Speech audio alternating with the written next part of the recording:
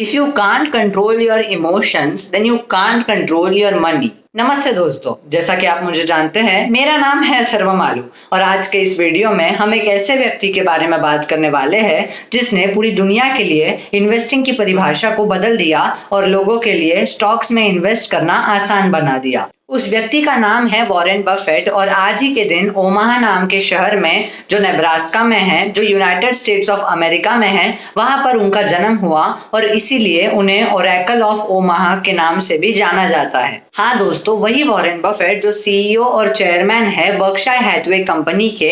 हाँ, वही Warren Buffett जो वर्ल्ड के सबसे रिचेस्ट इन्वेस्टर है और साथ ही साथ फाइनेंशियल एडवाइजर है बहुत से बड़े बड़े लोगों के। वॉरेन बफेट की नेट वर्थ है $103 बिलियन, यानी कि 10,000 करोड़ से भी ज्यादा। और साथ ही साथ पिछले 20 सालों से Warren Buffett one of the 10 richest persons in the world की लिस्ट को बिलोंग करते हैं। कहते हैं ना, समाज में किसी व्यक्ति की तभी तारीफ होती है जब वह व्यक्ति समाज के लिए कुछ अच्छा कार्य करता है, और वॉरेन बफेट ने समाज के लिए बहुत अच्छे कार्य किए हैं। वॉरेन बफेट ने मोर देन $70 बिलियन डोनेट किए हैं चैरिटी में, और उनकी most of the wealth donate की गई है बिल एंड मेलिंडा गेट्स के फाउंडेशन को, जो बहुत से अलग अलग प्रोग्राम्स रन करते हैं और गरीब लोगों की हेल्प करते हैं। साथ ही साथ वॉरेन बफेट ने प्रॉमिस किया है कि वह अपनी 99% नेट वर्थ डोनेट करेंगे और सिर्फ 1% नेट वर्थ यानी कि $1 से $2 बिलियन उनके फैमिली को देंगे, क्योंकि वह उनके बच्चों को डिपेंडेंट नहीं बनाना चाहते हैं। इन सब चीजों से हमें पता लगता है वॉरेन बफेट की फर्स्ट क्वालिटी का, जो है कि उनका जेनरस नेचर, और वो एक फिलेंथ्रोपिस्ट है यानी कि दानवीर है। इससे रिलेटेड एक बहुत ही इंस्पायरिंग स्टोरी है। वॉरेन बफेट मोस्टली बहुत से लोगों से नहीं मिलते हैं, और एक बार जब बोली लगाई गई कि वॉरेन बफेट के साथ लंच किसको करना है, तो एक व्यक्ति ने 35 करोड़ रुपए दिए वॉरेन बफेट के साथ लंच करने के लिए, और वॉरेन बफेट ने खुशी खुशी वो पैसे ले भी लिए और उसके बाद सीधा वो पैसों को चैरिटी में डोनेट कर दिया। वॉरेन बफेट को बचपन से ही काम करना पसंद था और उन्हें बिजनेस और इन्वेस्टिंग के बारे में नॉलेज भी था, और इसीलिए 7 साल की उम्र में उन्होंने एक रिसर्च कैरी आउट किया, जहां पर वो एक स्टोर के बाहर गए और उन्होंने देखा कि कोको कोला के बॉटल्स के ज्यादा ढक्कन हैं in comparison with other cold drinks, और इसीलिए फिर उन्होंने कोको कोला बेचना शुरू किया। इसी को डिमांड एनालिसिस या मार्केट एनालिसिस से भी कंपेयर किया जा सकता है। वॉरेन बफेट के फैमिली की फाइनेंशियल कंडीशन बहुत अच्छी हुआ करती थी, लेकिन फिर भी क्रिएटिविटी और क्यूरियोसिटी के वजह से वॉरेन बफेट चिंगम बेचा करते थे, पोस्टल स्टैम्प्स बेचा करते थे, कार वॉश किया करते थे, और उनका फेवरेट न्यूज़पेपर वॉशिंगटन पोस्ट भी बेचा करते थे। इन सब चीजों को करके वॉरेन बफेट वीकली $175 से ज्यादा पैसा कमा लिया करते थे, जो उनकी उस टाइम के टीचर्स की सैलरी से भी ज्यादा हुआ करता था। इन पैसों को वो सेव किया करते थे, और बाद में 11 साल की उम्र में उन्होंने उनका फर्स्ट स्टॉक खरीदा। 11 साल की उम्र में वॉरेन बफेट ने एक कंपनी का शेयर खरीदा जो $38 का था। कुछ ही दिनों के बाद $38 का वो शेयर $10 से गिर के $28 का हो गया। इसे देखकर उनको बहुत गुस्सा आया, बहुत टेंशन होने लगी, और कुछ ही दिनों के बाद जब वो शेयर $40 का हुआ तो उन्होंने फट से उस शेयर को बेच दिया और $2 का छोटा सा प्रॉफिट कमाया। लेकिन कुछ ही दिनों के बाद वो $40 से $200 का शेयर हो गया, और एक्चुअली उसकी वैल्यू थी $38। इससे वह बहुत प्रॉफिट कमा सकते थे, लेकिन उन्होंने वो शेयर बेच दिया था और इसका उन्हें रिग्रेट था। यहाँ पर उन्होंने इन्वेस्टिंग का पहला प्रिंसिपल सीखा, बहुत इंपॉर्टेंट लेसन सीखा कि इन्वेस्टिंग करते वक्त पेशेंस मेंटेन करना बहुत जरूरी होता है। वॉरेन बफेट को रीडिंग का बचपन से शौक था। उन्होंने एक बुक पढ़ी थी 1000 Ways to Make $1000, जिसने उन्हें बहुत इंस्पायर किया था। उसी को पढ़कर उन्हें एक बिजनेस आइडिया आया। एक दिन वो एक बार्बर की दुकान पर गए और वहां पर उन्होंने देखा कि लोगों को वेटिंग में रुकना पड़ता है, और इसीलिए वहां पे उन्होंने $25 में एक पिनबॉल मशीन खरीदी, जो एक गेम होता है, और वहां पर इंस्टॉल की, और वो बिजनेस उनका बहुत बड़ा हुआ। बाद में उन्होंने उनके शहर में बहुत सी ऐसी मशीन्स इंस्टॉल की और इससे $1200 का प्रॉफिट कमाया। आइए एक स्टोरी सुनते हैं जिससे बचपन में वॉरेन बफेट ने बिजनेस का एक इम्पोर्टेंट लेसन सीखा। एक बार की बात है जब उनके दादा ने उन्हें एक काम दिया था। उन्हें यह काम दिया था कि गाड़ी में से बॉक्सेस को उतार के उनके दादा के स्टोर में रखना था। तो वॉरेन बफेट उनके दोस्त के साथ मिलकर ये काम करने लगे। इसमें उनको बहुत मेहनत लगी, उनकी बहुत एनर्जी वेस्ट हुई और इसके बाद उनके दादा ने उन्हें पूरा $1 भी नहीं, सिर्फ 90 सेंट्स दिए, जिसे देखकर उन्हें बहुत गुस्सा आया। और यहाँ पर उन्होंने ये सीखा कि कभी भी कोई काम करने से पहले कॉन्ट्रैक्ट डिसाइड कर लेना चाहिए। 14 साल की उम्र में वॉरेन बफेट ने खुद की सेविंग से 40 एकड़ जमीन खरीदी थी और वो भी अमेरिका में उस टाइम पर। और साथ ही साथ 18 साल का होने तक वॉरेन बफेट की खुद की सेविंग्स थी $10,000। वॉरेन बफेट को हार्वर्ड स्कूल ऑफ बिजनेस में एडमिशन चाहिए था, लेकिन वहां की फैकल्टी ने उन्हें एडमिशन नहीं दिया, जिसके बाद उन्होंने कोलंबिया बिजनेस स्कूल में एडमिशन लिया और बेंजामिन ग्राहम जो उनके टीचर थे उनसे इन्वेस्टिंग के बारे में सीखा। वॉरेन बफेट सर का एजुकेशन होने के बाद उन्होंने कई सालों तक लोगों के साथ पार्टनरशिप में काम किया इन्वेस्टिंग से रिलेटेड। उन्होंने उनके गुरु बेंजामिन ग्राहम सर को बोला कि मैं आपके लिए फ्री में काम करना चाहता हूँ, लेकिन उन्होंने मना कर दिया और उनके साथ काम नहीं किया।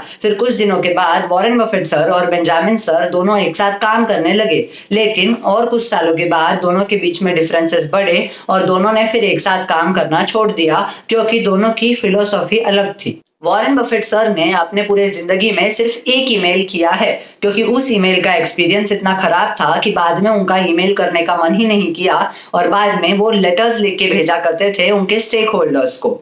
आइए उस ईमेल के पीछे की स्टोरी को जानते हैं। एक बार वॉरेन बफेट सर के एक दोस्त ने जो माइक्रोसॉफ्ट में काम करता था उनको ईमेल भेजा कि आप माइक्रोसॉफ्ट में इन्वेस्ट क्यों नहीं करते हो।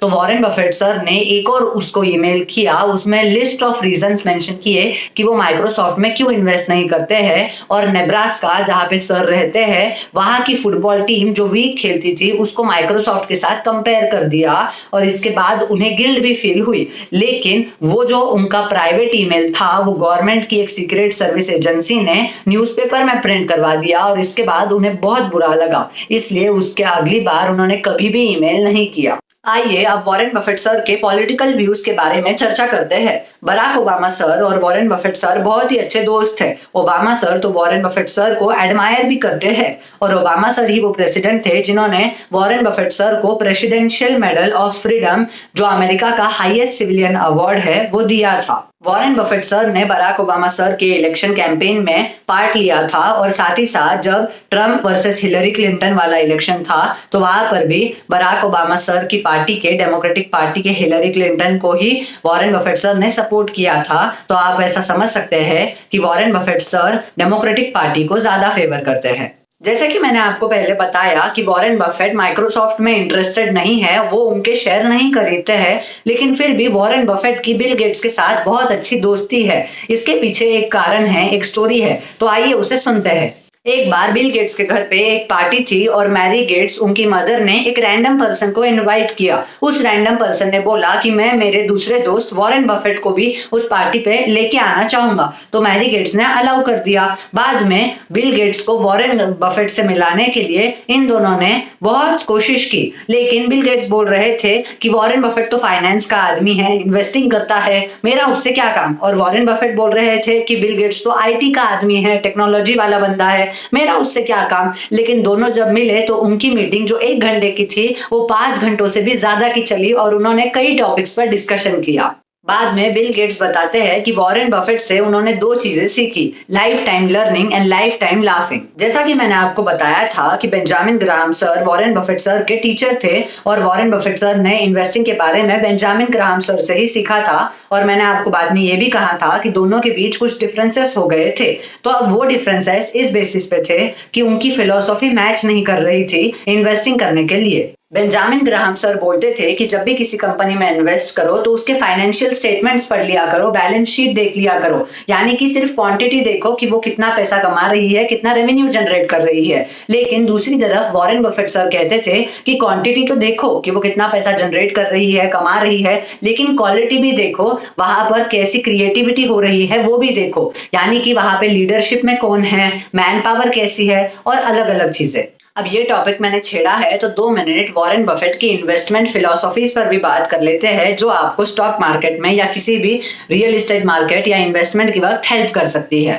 वॉरेन बफेट सर कहते हैं कि आप जिस कंपनी में 10 साल तक इन्वेस्ट नहीं कर सकते, उस कंपनी में 1 घंटे तक भी इन्वेस्ट मत करना। वॉरेन बफेट सर सिंपली कहना चाहते हैं कि इंट्राडे ट्रेडिंग में उन्हें कुछ खास दिलचस्पी नहीं है, यानी कि इंटरेस्ट नहीं है, क्योंकि इंट्राडे ट्रेडिंग बहुत रिस्की भी है। Warren Buffett sir long term investment पर फोकस करते हैं। वॉरेन बफेट सर दूसरी बात ये कहते हैं कि टिप के बेसिस पर कभी भी इन्वेस्टमेंट मत करना, यानी कि किसी आपके दोस्त ने कहा कि टाटा में इन्वेस्ट कर दो, पैसे डबल हो जाएंगे। हाँ, हो तो जाएंगे, लेकिन अगर उसी दोस्त ने कहा कि एबीसी कंपनी में इन्वेस्ट कर दो, उसमें पैसे डबल हो जाएंगे, तो नहीं, ये हुई टिप। लेकिन कभी भी आपको रिसर्च करनी चाहिए, कोई भी इन्वेस्टमेंट करने से पहले उस कंपनी का एनालिसिस करना चाहिए।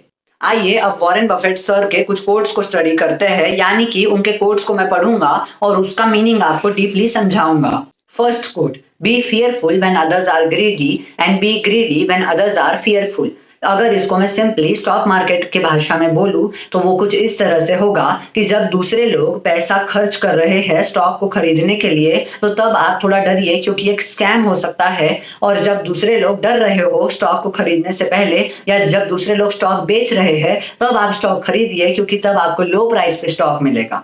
Second quote, the best investment you can make is investment in yourself. The more you will learn, the more you will earn. यहाँ पर वॉरेन बफेट सर कहना चाहते हैं कि पहले आप सीखिए, जितना ज्यादा आप सीखेंगे उतना ज्यादा आप पैसा कमाएंगे। और कभी भी इन्वेस्टमेंट आपके पैशन पर करिए, क्योंकि जितना ज्यादा आपका पैशन डेवलप होगा उतना ज्यादा पैसा आपको मिलेगा। और अगर आप वहां पर नीचे वाले लाल कलर के सब्सक्राइब बटन पर क्लिक करेंगे तो आपका नॉलेज डेवलप होगा, यानी कि आप खुद डेवलप होगे और वो आप पर की गई इन्वेस्टमेंट होगी। तो जरूर उस नीचे वाले सब्सक्राइब वाले बटन पर क्लिक कीजिएगा। अगर आपको वीडियो अच्छा लगा होगा तो जरूर वीडियो को लाइक कीजिए। अगर आप चैनल पर नए हैं तो चैनल को सब्सक्राइब कीजिए और भी ऐसे वीडियोस के लिए। अगर आपको लगता है कि इस वीडियो को शेयर करके किसी की हेल्प हो सकती है, किसी को इन्वेस्टिंग के बारे में पता चल सकता है, तो जरूर इस वीडियो को उस आदमी तक पहुंचाइए। इस वीडियो को ज्यादा से ज्यादा शेयर कीजिए। अगर आपको मेरे चैनल के और भी वीडियोस देखने हैं तो नोटिफिकेशन के बटन पर क्लिक कर देना। कमेंट करके बताइए कि और किन टॉपिक्स पर आपको वीडियोस चाहिए। और मैं, जैसे कि बहुत लोग जानते होंगे कि पुणे में हूँ और अगले 2 साल तक पुणे में हूँ, तो मैं पुणे पर एक ब्लॉग बनाने वाला हूँ। अभी गणपति का भी फेस्टिवल आ रहा है, तो उससे रिलेटेड भी अगर आपको ब्लॉग चाहिए तो कमेंट करके बताना। और मैं स्टारबक्स पे भी एक ब्लॉग बनाने वाला हूँ, अगर आपको वो देखना होगा तो जरूर इस चैनल को अभी से सब्सक्राइब करके रखिए, ताकि आपके पास वो वीडियोस अपने आप पहुंच जाए। धन्यवाद इस वीडियो को कंप्लीटली देखने के लिए।